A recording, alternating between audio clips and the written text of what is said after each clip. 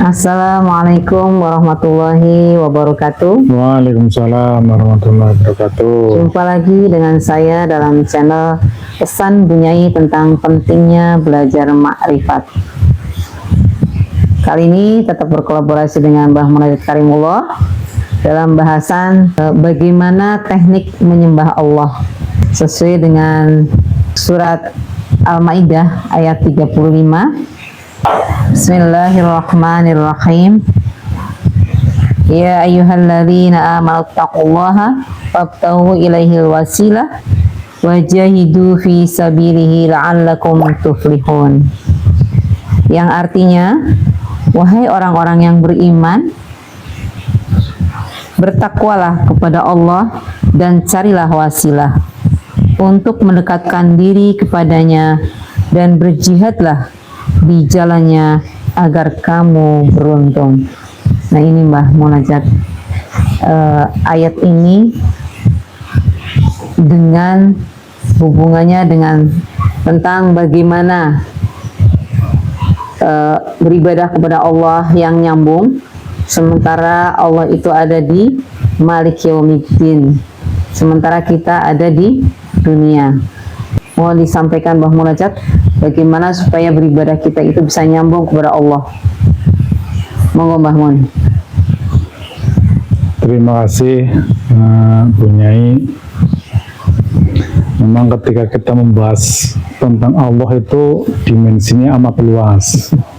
Terus kemudian Al-Quran sendiri yang mengisahkan tentang Allah itu amat banyak ayatnya.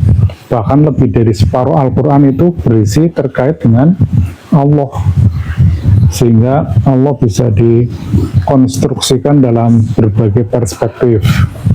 Namun untuk membatasi hal tersebut dan dalam rangka udkhulu fi silmi kafah, jadi kami membatasi dalam perspektif tasawuf, perspektif ruhaniyahnya.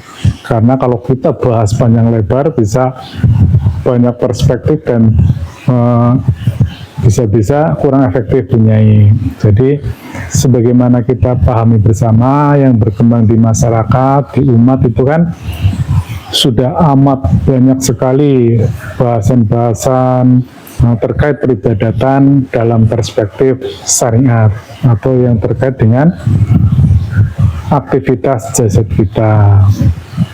Nah, kita mencoba dalam perspektif lain, yaitu terkait dengan rohani kita, yang ilmunya namanya ilmu tasawuf. Praktek atas tasawuf tersebut dinamakan laku thariqat. Nah, kebetulan thariqat kita ini adalah thariqat arwahi, sehingga kami memang dikhususkan untuk melakukan eksplorasi terkait ruhaniah. Menjadi menarik karena manusia itu sesungguhnya adalah makhluk ruhani. Jadi ini jangan sampai kita masuk dalam kategori ketika sholatmu adalah fawailul lil musholin. Ketika kita puasa, kita hanya mendapatkan lapar dan haus. Demikian juga ibadah-ibadah yang lain. Singkatnya, ketika ibadah-ibadah yang sifatnya tidak bisa dilihat, diraba, dan didengar, itu pasti itu adalah ibadah ruhaniyah. Misalnya khusyuk, ikhlas, sabar, itu kan tidak ada ukurannya itu ya. Jadi itu pasti ruhaniyahnya. Apalagi terkait dengan Allah.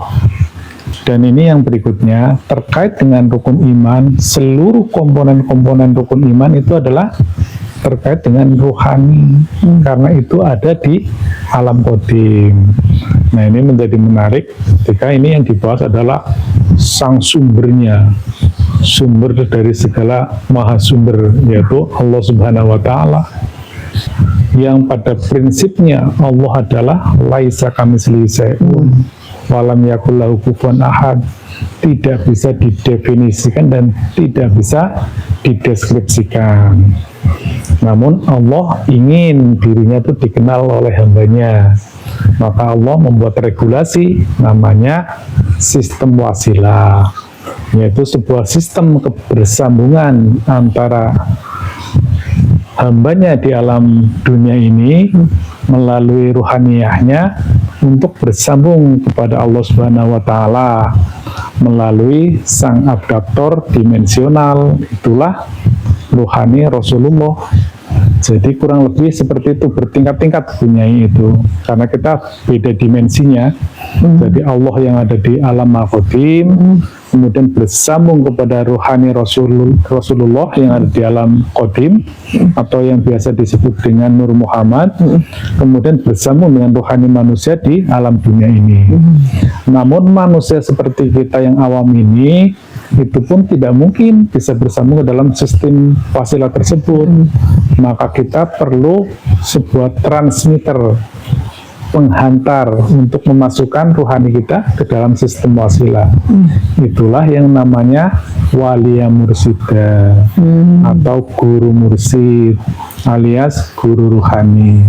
Itulah hukum yang ada di alam ruhani.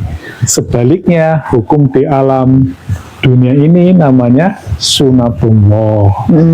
Jadi seperti itu, Allah benar-benar membuat hukum ini sangat lengkap dan kompatibel di masing-masing dimensinya.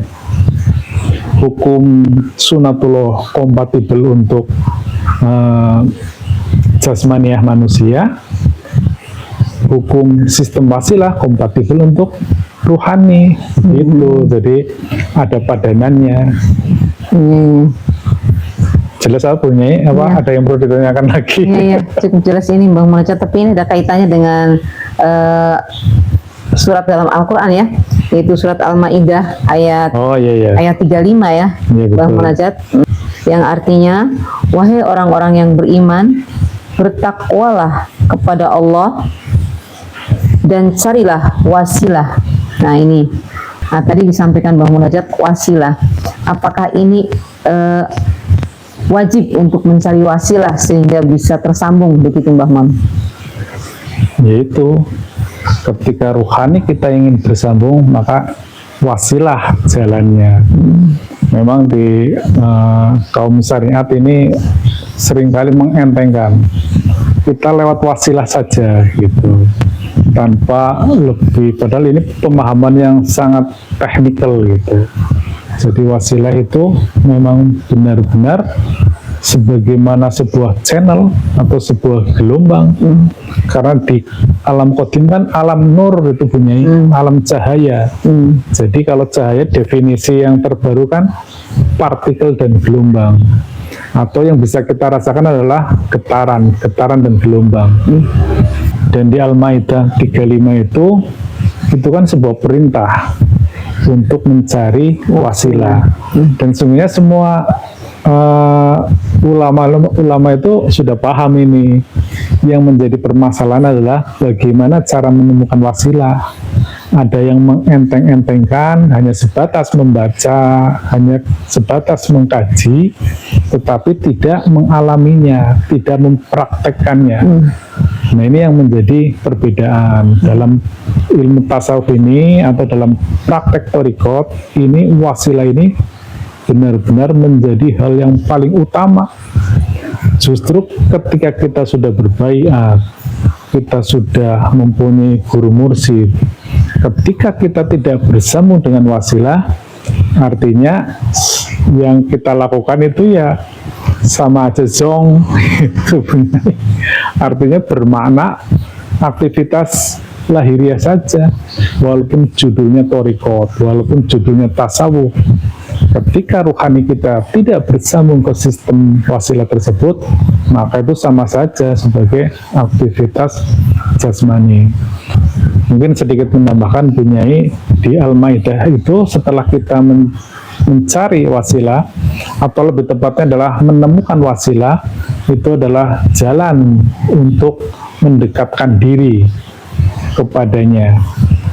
Tapi kalau di pemahaman thariqat kami itu tidak lagi mendekatkan diri Bu Nyai, tetapi bersambungnya ruhaniyah kita kepada Allah. Dan itu kemudian di kalimat selanjutnya kan berjihadlah. Jadi memang setelah tersambung pun bukan berarti kita enak-enakan, kita harus kerja keras, kita harus berjihad untuk kebersambungannya itu secara lebih permanen. Jadi ini kalau diurai lagi lebih panjang lebar Bunyai, karena ketika kita bersambung dengan tali wasilah, jangan sampai bersambungnya itu juga hanya sesaat gitu. Jadi kalau di thariqat ini tujuannya adalah bersambung secara permanen. Demikian Bunyai. Terima kasih Mbah Munajat atas penjelasannya. Jadi intinya kami sampaikan bahwa mencari wasilah itu adalah wajib, seperti yang tadi sudah diuraikan Mbah Munajat, bahwa sejatinya kita itu hidup, kita itu beribadah kepada Allah memang harus melalui sistemnya sesuai dengan tadi, karena kita memang belajar di ilmu tasawuf, ilmu rohani, ilmu qadim. Jadi memang kita harus selalu wajib, ya memang wajib mencari wasilah melalui guru rohani dan menjalankan seluruh sistemnya, sehingga apa yang kita lakukan menjadi ibadah yang nyambung, permanen, ya, yang kafah. Intinya apa yang dibahas pada kali ini, bahwa kita beribadah ini harus wajib mencari tali wasilah, karena tali wasilah sejatinya adalah menghubungkan kita, menghubungkan aktivitas kita, peribadatan kita kepada Allah Subhanahu wa Ta'ala. Jadi ibadah kita terus tersambung secara permanen, dan kita bisa kafah dalam beribadah atau dalam beragama. Saya kira itu yang bisa kami sampaikan. Akhir kata, mohon maaf lahir batin bila banyak hal yang kurang berkenan. Ilahi anta maksudi wa ridhoka matlubi. Wassalamualaikum warahmatullahi wabarakatuh.